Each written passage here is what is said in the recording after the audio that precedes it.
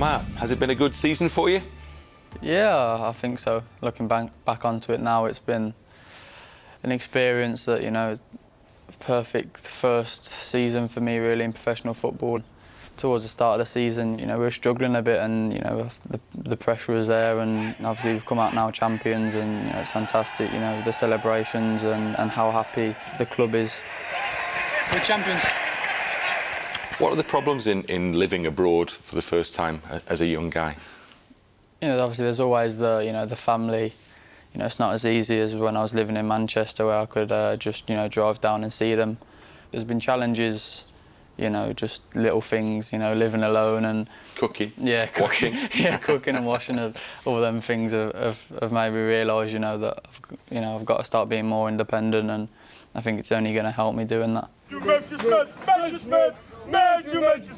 a song for you as well, haven't they? We've heard them singing it this morning. Yeah, they've got a song. I think that some of the lads have been saying it's pretty a boring song, but there's not a lot you can do with my name, is there? So.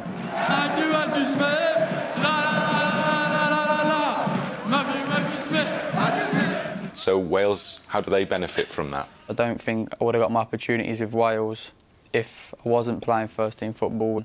Because you're English born, obviously, and the accent says that. What do they do in that to make you a Welsh player, if you like? From now on, I always say I'm just Welsh. You know, I'm not English born, but I play for Wales. It was nice at first, you know, getting involved and, you know, singing the anthem when we was young, and there was loads of little things that the FAW did to really get the Welsh history and for us to understand, you know, what it really means. But a massive month coming up in June. How do you view those two away games? It's really a difficult 2 games for us, but, you know, we're confident in most games that we go to that we can get the result over there. If you look at what happened in the Euros, we're thinking, you know, we want to do that. You know, we want to prove to everyone that we can do that as well. And I think the older ones that were involved, you know, they want to feel it again. So I think it's a really nice mix of that we've never been there and they want to do it again. What happens next season? Any idea yet? Kind of got like the fix of first team football now. So, you know, I assume that, you know, if I don't get any opportunities at Man City, that it'll be another loan. Must be a massive boost, though, isn't it? You know, 4-year deal tells you that they want you. For them to give me that deal really shows, you know, that I'm a kind of part of their future, really, which, you know, is fantastic.